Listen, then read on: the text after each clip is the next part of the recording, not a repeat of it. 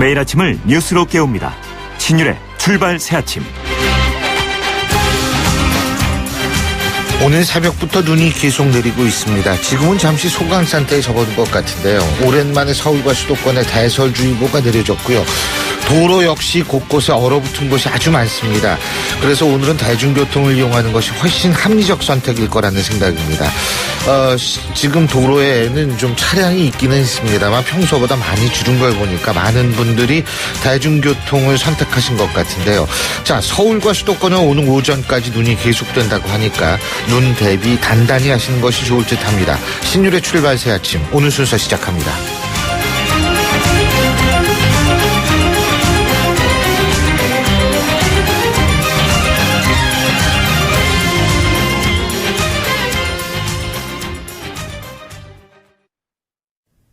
YTN 라디오 신율의 출발 새아침.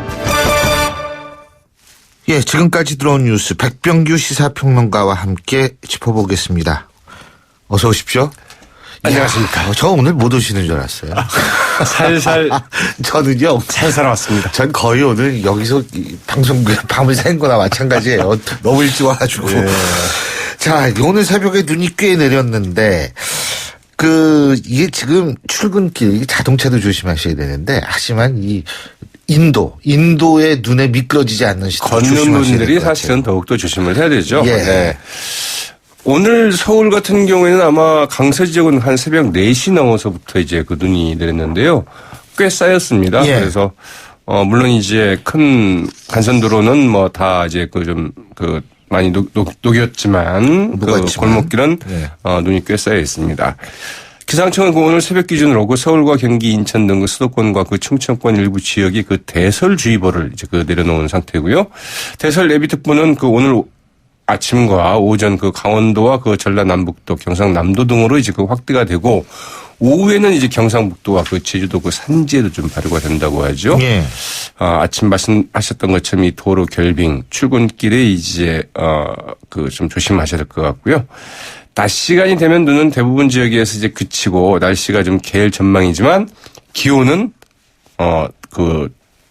어제에 비해서 네. 더 좀 떨어지고 추워진다고 바람도 좀 강하게 분다고 그럽니다. 예. 상당히 좀 추워진다고 하고요. 예. 서울은 내일 영하 9도까지 좀 떨어질 예정이라고 하죠. 예, 지금까지 이제 백병규 기상캐스터의 말씀을 들으셨고요. 자, 네. 지금부터 이제 백병규 시사평론가로 돌아오셔서 어제 헌법재판소 7차 변론에서 정호성 전 청와대 부속비서관 증인으로 출석을 하지 않았습니까?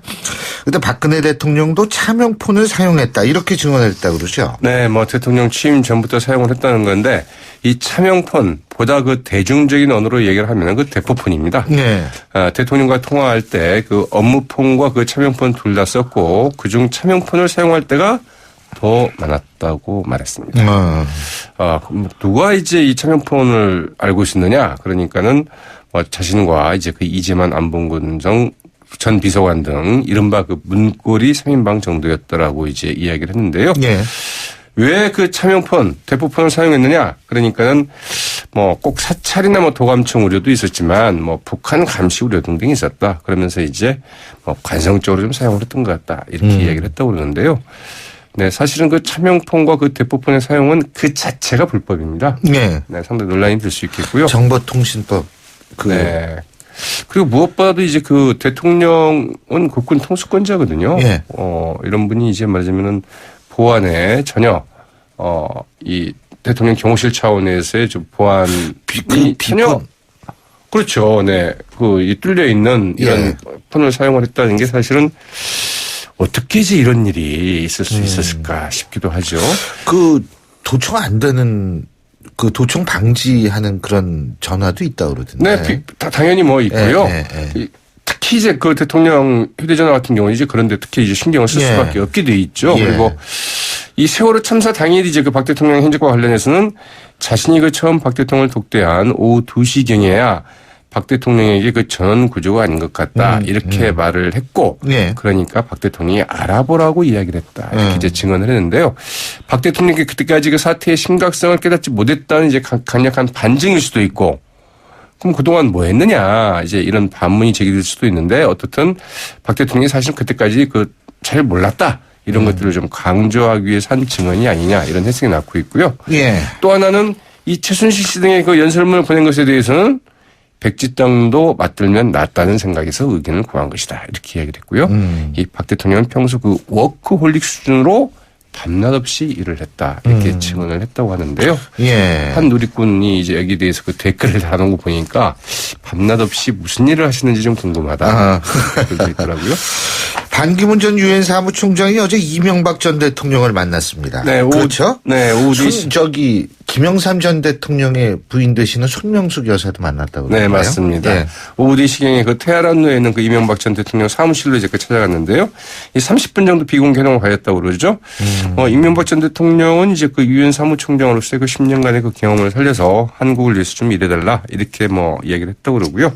여기에 대해서 이제 반기문 전 총장은 이명박 전 대통령이 그 재임 중에 녹색 성장 정책을 통해서 그 기후 변화에 그 대응해 온 것을 잘 알고 있다. 감사드린다. 이렇게 이야기를 했다고 그러는데 이게 이제 또 논란이 되고 있습니다. 뭐 4대강 사업을 높게 평가한 것 아니냐. 이런 지적도 나오고 있는데 해동 뒤에 이제 그 이명박 전 대통령 뭐 특유의 그 굉장히 그 활기 있는 모습이죠. 이 반기문 전 대통령을 배웅하면서 악수를 하며 또 한 손으로는 그 어깨를 두드리면서 뭐 화이팅 했다고 그러죠. 그러니까 반 총장은 감사합니다. 이렇게 좀 응답을 했다고 그러네요. 예. 자, 임명진 새누리당 비대위원장 박근혜 대통령에 대한 징계는 안 하겠다 지금 이렇게 얘기를 했어요. 어제 대구에서 열린 그 대구 경북 당직자 그 간담회 자리에서 이제 그렇게 이야기를 했는데요. 예. 임명진 그 비대위원장은 박근혜 대통령이 지금 그 어려운 일을 당하고 있는데 우리 당에서까지 어려움을 드리는 게 그 인간적 도리가 되느냐. 징계 절차가 그 진행된 것으로 그 다들 알고 있는데 결론은 내가 이것을 중지시켰다. 이렇게 이야기를 했다고 그러죠. 예. 이게 공식적으로 그 공식적인 결정이고 그 당의 입장이다. 이렇게 좀 강조하기도 했는데 자, 그러다 보니까 이제 말들이 좀 많이 나오고 있습니다. 이 바른정당의 김무성 의원이죠. 이 박 대통령부터 출당시켜야 된다. 새누리당이 쇄신을 하자면 네. 이렇게 이야기를 했고요. 민주당의 그 고용진 대변인 같은 경우에는 좀 어처구니가 없다. 예. 이 촛불 민심에 놀라서 그 인적 쇄신하겠다고 하더니 슬그머니 그 말을 바꾸고 있는 것 아니냐 이렇게 지적을 했고요. 이 새누리당의 그 윤리위원회 오늘 이제 그 서청원 최경환 그 윤상현 의원에 대해서 그 징계를 이제 절차에 들어가게 됩니다. 그래서 오늘 그 출두를 해서 소명을 해라. 이렇게 좀 요구를 해놓고 있는데 예. 이 세 사람들도 그 형평성 차원에서 그 반발할 소지가 좀 적지 않다고 하죠. 알겠습니다. 예, 오늘 말씀 여기까지 듣겠습니다. 고맙습니다. 네, 고맙습니다. 예, 지금까지 백병규 시사평론가였습니다.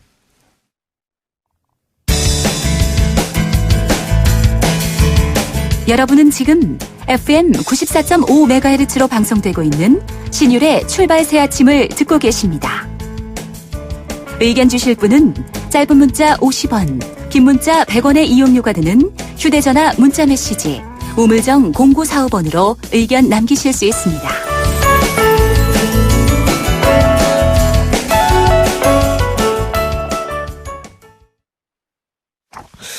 예, 오늘이 바로 도널드 트럼프 당선인 대통령 취임식이 있죠. 우리 기준으로 보면 내일인데요. 자, 이런 부분에 대해서 잘 좀 알아보겠습니다. 뉴욕 시민 참여센터의 김동석 상임이사, 예, 전화가 연결되는 줄 알았더니 아직 연결이 안 되고 있는 모양입니다. 자, 트럼프 당선인 여러 가지로 참 많은 지금 예, 이슈를 남기고 있는데요. 자, 직접 유형 연결해 보겠습니다. 김동석 상임이사 전화 연결되어 있습니다. 안녕하십니까? 네, 안녕하세요. 예. 지금은 워싱턴에 있습니다. 아, 지금 워싱턴이요? 예. 예. 실제로 오늘부터 이 취임식 작곡권 행사들이 이미 시작됐기 때문에 워싱턴에 와 있습니다. 예. 그러니까 오늘 참석하시는 거죠? 예. 취임식에 참석도 왔습니다. 예. 그렇군요. 지금 대통령 취임식장이 예전에는 축제장이었었죠, 그죠? 네네. 근데 이번엔 조금 다른 것 같아요. 제가 꼭 5번째 미국 대통령 취임식에 왔거든요, 요번에. 예. 꼭 하루 전에 아침에 와가지고 있는데, 지금은 전날 저녁 때입니다, 여기 시간이. 되게 당일날, 취임식 당일날도 그렇지만, 예. 전날에도 복적복적하고 좀 그런데, 예. 이전에 비해서 굉장히 좀, 허전합니다. 예, 그러니까 원하면은 그만한 열기가 없는데 다만 그 경비 보안 이런 부분들은 이전과 다름없이 굉장히 타이트하게 철통같이 그렇게 시큐리티 체크업도 많이 하고 좀 그런 분위기입니다. 아, 그렇군요. 예전보다 그러니까 경비가 더 삼엄해졌다 이런 말씀이신 것 같아요. 그죠? 네, 경비는 더 삼엄하고 사람은 없어. 사람은 줄고요. 예. 그러니까 좀 축제 분위기가 덜하다 이런 말씀이신 것 같은데요. 그죠? 지금 오늘 트럼프 부부가 뉴욕으로부터 이제 워싱턴에 왔습니다.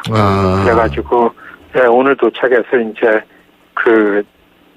여기 국립묘지죠. 알링턴 국립묘지 참배하고 그다음에 무슨 저녁 콘서트도 가고 뭐 이런 거를 하고 있는데도 좀 한산한데 제가 의회 안에 갔다 왔는데 의회에서 내일 취임식 티켓을 시민들은 자기 지역 의원들한테 이렇게 받아가지고서 참석하고 그렇지 않으면 이번에는 트럼프한테 이렇게 돈을 내고 도너들한테 중심으로 뿌렸습니다, 이걸. 그래서 우리처럼 시민사회 활동하는 사람들은 의원한테 가서 받으러 가는데 의회도 굉장히 한산했습니다. 4년 전, 8년 전에 비해서. 아, 그렇군요. 근데 이 가수들도 원래 취임식에 많이 오는 모양이에요. 그죠? 예전에는? 예? 그렇죠. 전날서부터 당일날 취임식에 그리고 굉장히 많은 이 무도회라 그러죠. 볼팔이 이게 다 엔터테이너들이 와서 해야 되는데 이번에는 그 무도회 볼팔이도 공식적으로 한 3군데밖에 안 한다 그래요. 지난 오바마 취임할 때는 한 14군데에서 했었는데 그리고 아주 누구누구든지 대중적 연예인들이 많이 넉넉하게 참가를 했는데 이번에는 아시다시피 말이 많았습니다. 미리 안 가겠다 그러고 초청 오지도 않았는데 그리고 또 초청 받은 사람도 참가 안 하겠다 그러고 이런 우여곡절 끝에 아마 그런 무도회 3군데에서 하는데 그건 이제 내일 저녁이죠. 분위기가 좀 그렇게 침체돼 있다. 다만 이제 시위대는 이전에 비해서 더 많아진 것 같습니다. 시위는 많아지고 보이콧하는 가수들도 많아지고 참석 인원수는 줄고 이렇다는 말씀이신데 말이에요. 그죠? 근데 그렇습니다. 이게 지금 현재 트럼프의 지지율도 40%대죠? 그죠? 네, 43%, 42% 이렇게 나오고 있습니다. 그게 역대 최저 아닙니까? 최저죠. 이게 오바마 대통령 취임할 때 거의 한 80% 가까이 됐었죠. 그건 또 유난히 거의 한 70%. 유난히 높죠, 오바마 대통령이. 그죠? 예. 근데 이제 클린턴이 높았죠. 한 60%대, 60% 후반 아닌가 모르겠는데요. 하여간. 근데 이제 트럼프 본인은 주요 언론이 여론조사를 의도적으로 조작보도하고 있다, 이러고 있는 모양이더라고요.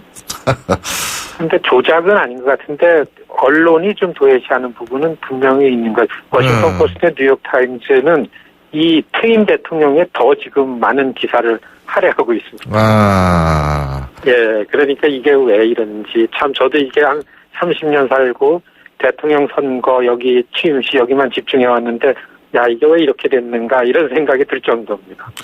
아니 기자회견장에서 그렇게 CNN 기자 막 그런 식으로 하고 그런데 언론이 좋아할 수가 없죠, 사실. 예?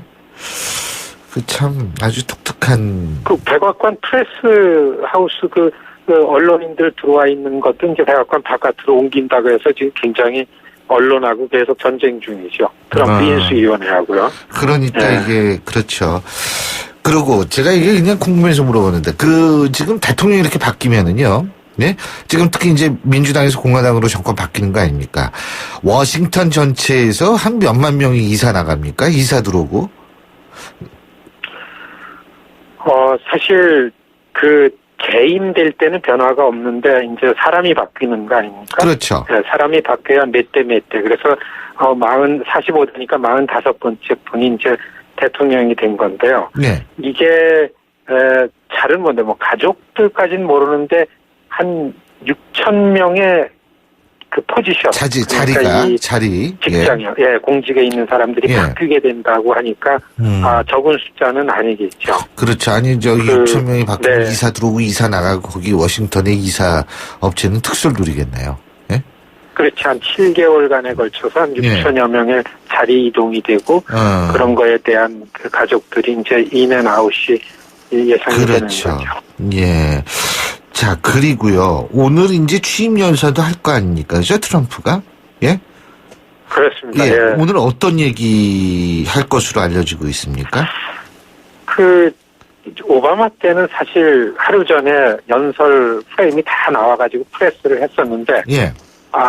아직까지 뭐 정확한 윤곽은 안 나왔는데, 여하튼 간에, 선거 때에 얘기했던 거와 별크 다르지 않겠냐. 한 2시간 전에 힐이라는 의회 전문지에서 언급을 했습니다. 그러니까 뭐냐면은, 트럼프 연설문이 이전에 트럼프가 강조했던 내용들과 크게 다르지 않게, 다만 연설문이 딱 나와야만 아젠다 순서가 나오지 않겠는가, 이런 짤막한 그 해설 기사만 나오고 있는데요. 여하튼 간에 트럼프의 슬로건은, 연설문 슬로건은, 미국을 다시 위대하게 한다, 뭐 다 알려졌잖아요. 네. 그리고 이게 2020년 재집권을 위한 슬로건도 먼저 언급을 했어요.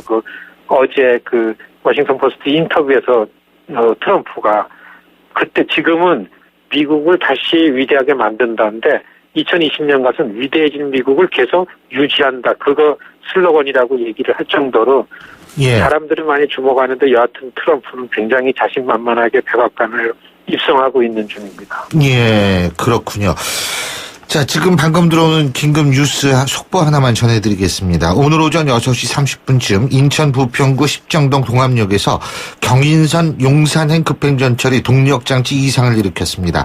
당시 해당 열차에 타고 있던 승객 300여 명이 뒤따라오던 열차에 탑승해서 후속 열차 지연 사태는 발생하지 않았지만 출근길 시민들이 혼잡을 빚고 있습니다.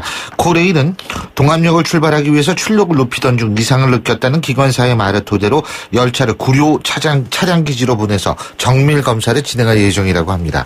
자, 그런데 말이에요. 트럼프 내각 일기도 이제 발표가 되지 않았습니까? 특징이 전 3가지인 것 같아요. 하나는 백인 중심, 그죠? 둘째는 남성 중심, 셋째는 돈 많은, 이 행정 경험 없고 돈 많은 CEO나 이런 부자 중심. 그죠, 부자 중심, 그죠? 예. 네, 맞는 말씀이고요. 그다음에 거기에 한 가지 더 주목해야 될 거는 시큐어리 쪽은, 이를테면 안보, 외교에서는 아주 초강경한 사람들, 그런 입장을 가져온 사람들이 국방부나 국무부도 사실 CEO 출신이지만 굉장히 강경한 입장을 갖고 있는 사람으로 소문이 나 있는 분입니다. 그리고 마이클 플린 장군이 트럼프 옆에서 이제 국가안보 보좌관을 하니까요. 경제 강요는 부자 CEO 출신이고 공직 경험이 없는 사람들, 외교 안보는 아주 미국 이익 중심의 초강경 매파들.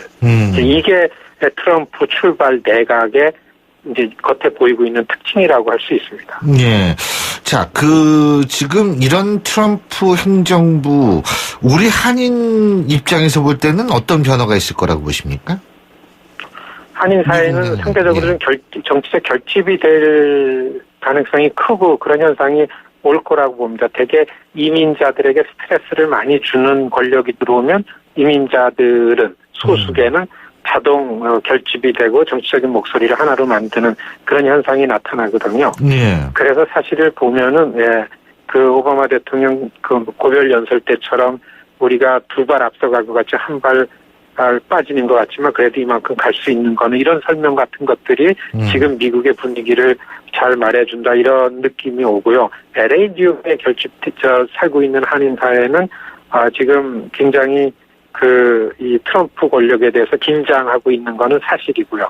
정치 참여의 목소리는 점점 높아지고 있고, 상대적으로 이런 부분들은 있습니다. 예. 잘 알겠습니다. 어쨌든, 한번 트럼프의 취임식을 보고 저희가 또 모시고 얘기를 한번 들어보겠습니다. 오늘 말씀 여기까지 듣겠습니다. 고맙습니다. 네, 안녕히 계십시오. 예, 지금까지 뉴욕 시민참여센터의 김동석 상임이사였고요. 신율의 출발 새 아침 1부 순서 여기서 줄입니다. 잠시 뒤 2부에서 뵙겠습니다. 최근 우리 사회는 충격적인 사건 사고들을 경험했습니다. 이때마다 대한신경정신의학회는 국민들을 위한 정신건강 지침을 지속적으로 발표하고 국민들의 정신적 회복을 위해 최선을 다하고 있습니다. 정신장애에 대한 편견을 없애고 차별 없는 세상을 만들기 위해 노력하고 있으며 국민들의 정신건강 증진을 통해 건강한 대한민국을 만들기 위한 노력을 다하고 있습니다. 행복한 대한민국의 기본은 건강한 정신과 행복한 마음입니다. 정신건강의학과는 여러분의 우산이 되겠습니다. 이 캠페인은 대한정신건강재단과 대한신경정신의학회가 함께합니다. 굴삭기, 크레인, 지게차, 스카이차, 로더 이 모든 중장비를 부르는데 걸리는 시간은? 1644-4049 공사마스터 전화 한 통이면 오케이. 중장비 빠르게 찾을 땐 1644-4049 1644-4049 공사마스터. 모바일에서도 공사마스터. 소통의 아침을 여는 공정한 목소리. 신율의 출발 새아침. 신율의 출발 새아침 2부 순서 먼저 광고부터 듣겠습니다. 괜찮은 맛집을 발견하면 함께하고 싶은 분 떠오르시죠? 나만 쓰기 아깝다는 좋은 제품은 알리고 싶죠? 회원으로 가입하여 알뜰히 구매하고 직접 판매도 할 수 있는 행복 나눔의 가치. 건강한 회원 직접 판매의 정신입니다. 796만 소비자와 회원이 선택하고 있는 회원 직접 판매. 직접 판매 공제조합에 가입된 회원 직접 판매 기업은 소비자 피해 보상 보험으로 믿을 수 있습니다. 회원 직접 판매의 시작은 직접 판매 공제조합 가입 여부 확인부터. 이젠 믿음을 사십시오. 소비자 유통의 힘 직접 판매 공제조합. 김 사장님은 고민하던 공장 먼지 악취를 어떻게 해결했을까? 박 사장님도 쉽게 없애기 어려운 식당 연기 냄새를 해결하려면 정답은 역시 우양집진기. 이제 25년 기술의 우양집진기로 말끔히 해결하세요. 집진기는 역시 우양집진기. 우양집진기. 검색창에 우양집진기. 온도와 습도를 항상 일정하게 유지시켜주는 항온환습기 전문기업 AR. 전산센터, 반도체 공장, 미술관, 박물관, 귀중품 보관실을 30년 축적된 기술로 AR이 지켜드립니다. 24시간 확실한 서비스 보장. 031-497-0561. 크리네어 테크. 크리네어 테크 집중기.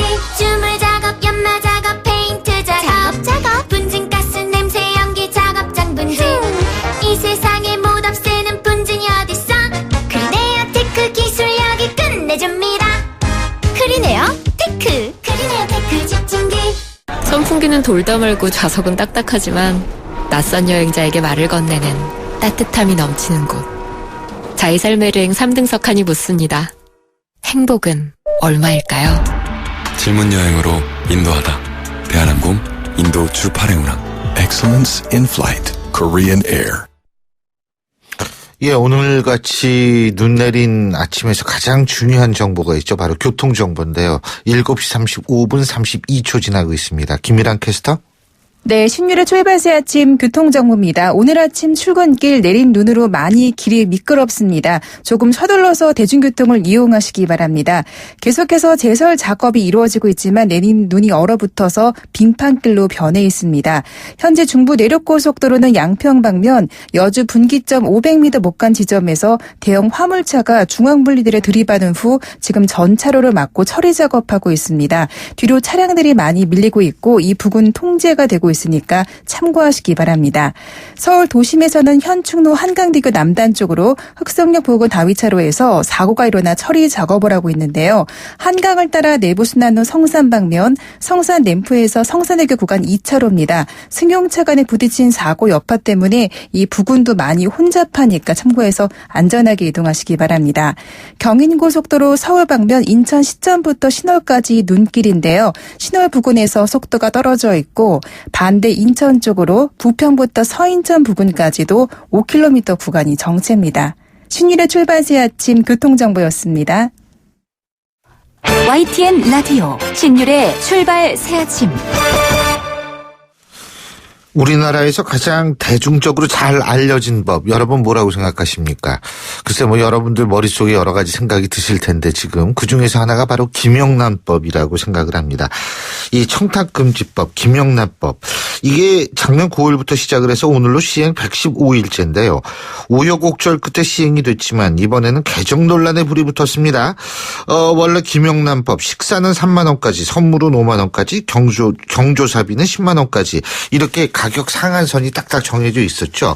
그런데 서울대문 앞두고 경제를 살려야 한다 이렇게 얘기를 하면서 개선을 요구하는 이른바 개정파와 아직은 좀 더 기다려봐야 한다라는 유지파의 의견이 대립하고 있습니다. 자, 그래서 오늘은 이 김영란법 개정 문제 찬반 의견 모두 들어보겠습니다.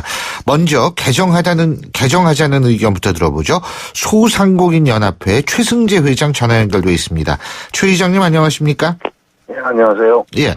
자, 청탁금지법 이거 시행한 이후로 소상공인들 상당히 피해가 크죠. 화훼나 뭐 이런 부분들이요. 그죠? 네. 어느 정도입니까? 피해 상황. 한데요. 예. 김영란법 시행 이후 여러 가지 통계가 나와 있습니다. 예. 연합회에서 지난 연말에 3천여 전국 소상공인들을 대상으로 조사해 보니까 1년 전보다 매출액이 감소를 했고요. 예. 55%가 감소했어요. 55%. 예. 예. 그 응답자의 매출 감소의 응답자의 대부분이 김영란법 시행을 들었고요. 예. 한국외식산업연구원 조사에서도 김영란법 이후 외식업 사업주 68.5%가 매출이 줄었다고 나왔고요. 네. 정부 통계에서도 고용노동부의 지난 연말 조사 결과도 음식점 및 음식점 종사자 수가 1년 전보다 무려 3만여 명이나 줄어든 것으로 나왔습니다. 매출 감소가 감원과 폐업, 도산으로 줄줄이 이어지고 있는 특징입니다. 보통 심각한 것이 아닙니다. 지금 음식점만 말씀하셨는데 화훼 쪽은 어떻습니까?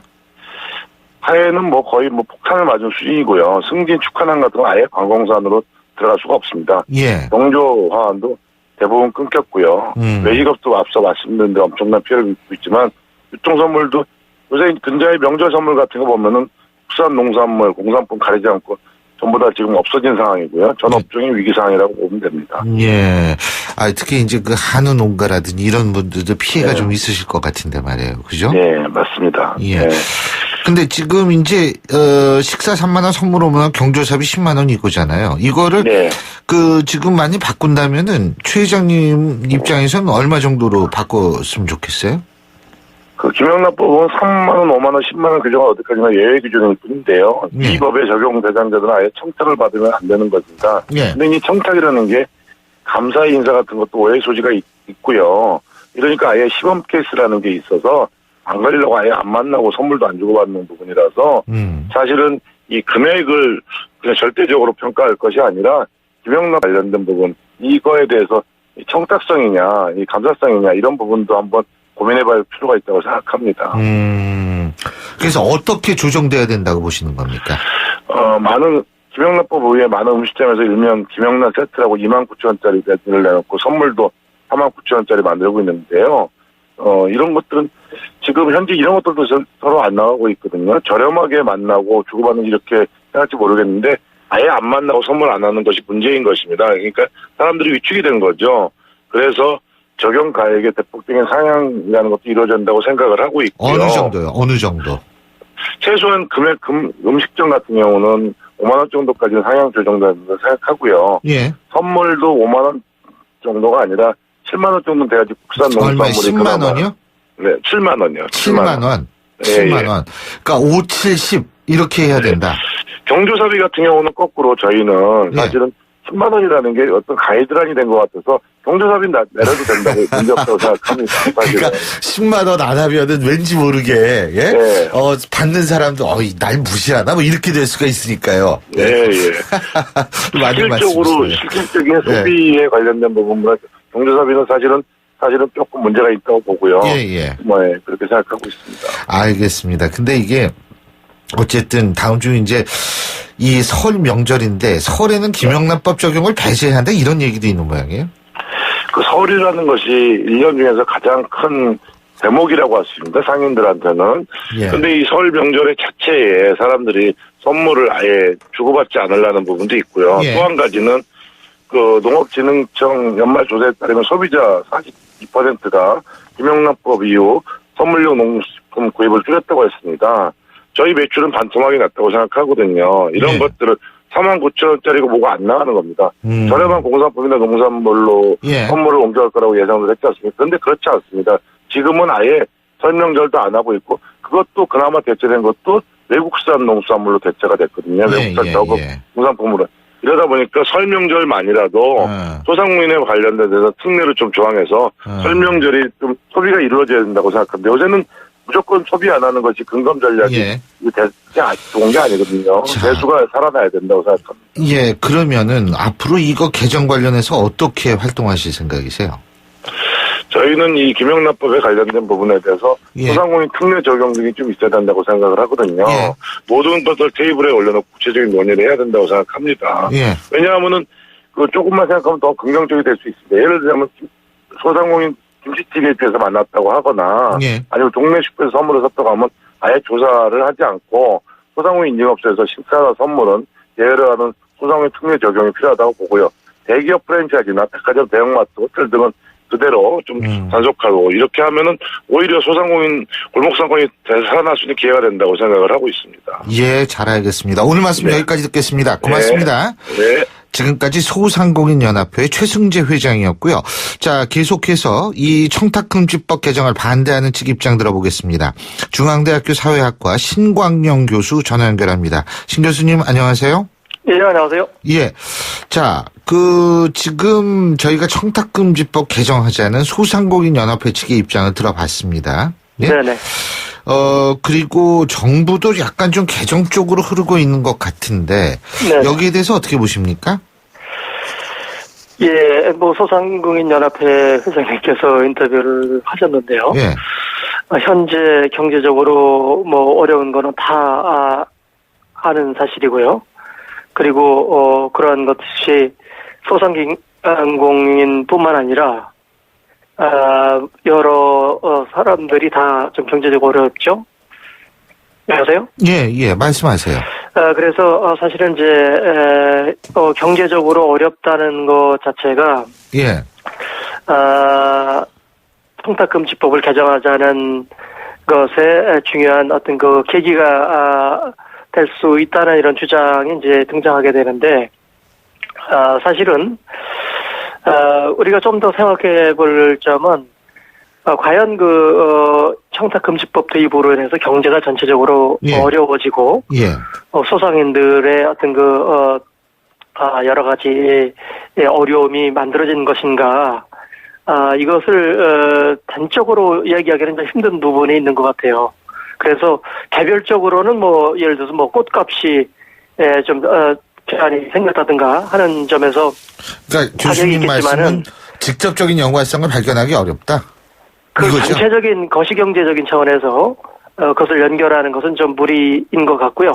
근데요, 말씀 중에 죄송한데 제 친구 고등학교 동창이 난 농장을 했어요. 그렇게 망했어요. 진짜로. 그러니까 이게 망하는 사람들이 많습니다. 근데 이게 전체적인 거시경제적인 건 연관성이 어떻게 되는지 모르는데, 실제로 이 상공인 업자들 보면은 그런 케이스들이 있기는 있더라고요. 예.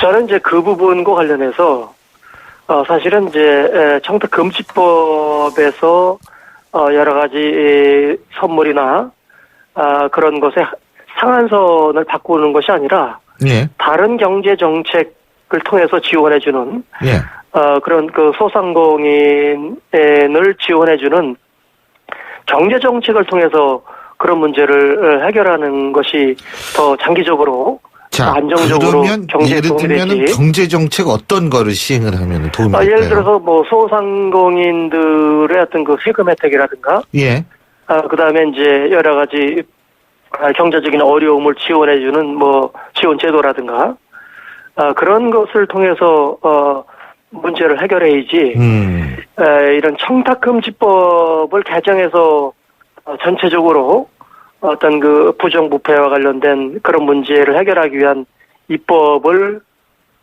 취지를 훼손해가면서 그것을 하려는 것은 문제가 있다고 생각을 합니다. 그러니까 이거 올리자고 하는 측도 우리 부정부패를 많이 만연시키자 이런 취지는 아니잖아요, 그죠? 그렇죠.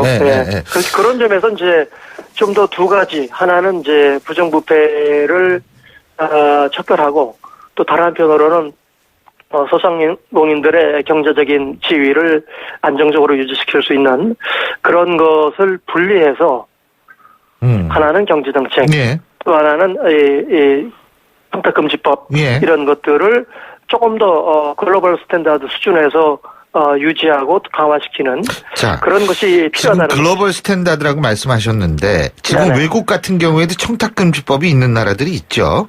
그렇죠. 예를 들면 어떤 게 있을까요? 지금 이제 뭐 정유라 사태로 많이 알려진 덴마크가 국제 투명성 기구에서 가장 부정부패가 낮은, 다시 말해서 이 투명성이 높은 국가로 2016년 국제 투명성 기구 보고서에서 이렇게 나와 있어요.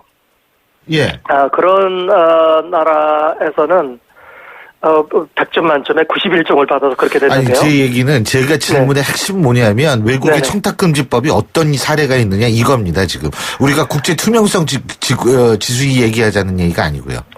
거기에 이제 다 그게 포함이 돼 있죠. 그래서 거기에는 이제 무슨 뭐 뇌물 이런 것뿐 아니라 선물 경우에도 그런 것을 제한하는 그런 것들이 되어 있고, 그리고 이제 뭐 보통 한 10,000원짜리 뭐 선물을 받더라도 신고하는 이런 정도의 굉장히 엄격한 공직자가요.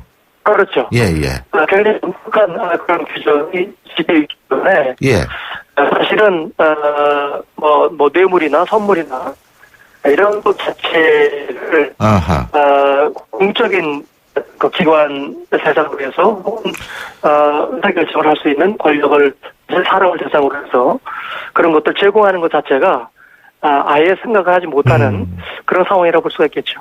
그게 사실 이 부패론이라는 게 있잖아요. Theory of Corruption. 이 부패론 이렇게 보면은 사실 부패 유형이라는 게 그 나라의 문화하고도 밀접한 관계가 있지 않습니까? 그렇죠.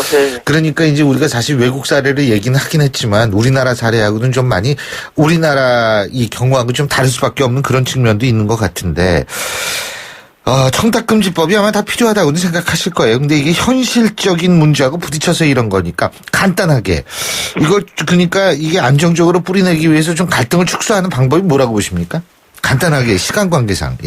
갈등을 축소하는 방법은 현재 이러한 것으로 인해서 경제적인 타격을 받고 있는 그런 업종에 종사하는 사람들을 대상으로 해서 정부가 다른 방식의 이라든가 다른 경제적인 지원이라든가 뭐 그런 방식을 통해서 지원해주는 것과 동시에 이러한 어떤 그 청탁금지법에서 추구하는 그런 것들을 조금 더 정 문제가 생기는 경우에 그것을 개정한다는 그런 것이 필요한 것이 아닌가 하는 생각이 듭니다. 잘 알겠습니다. 오늘 말씀 잘 들었습니다. 고맙습니다. 네, 감사합니다. 지금까지 중앙대학교 사회학과 신광영 교수였고요. 신율의 출발 새 아침 2부 순서 여기서 줄입니다. 전 뉴스 들으신 이후 8시 10분 3부에서 뵙겠습니다.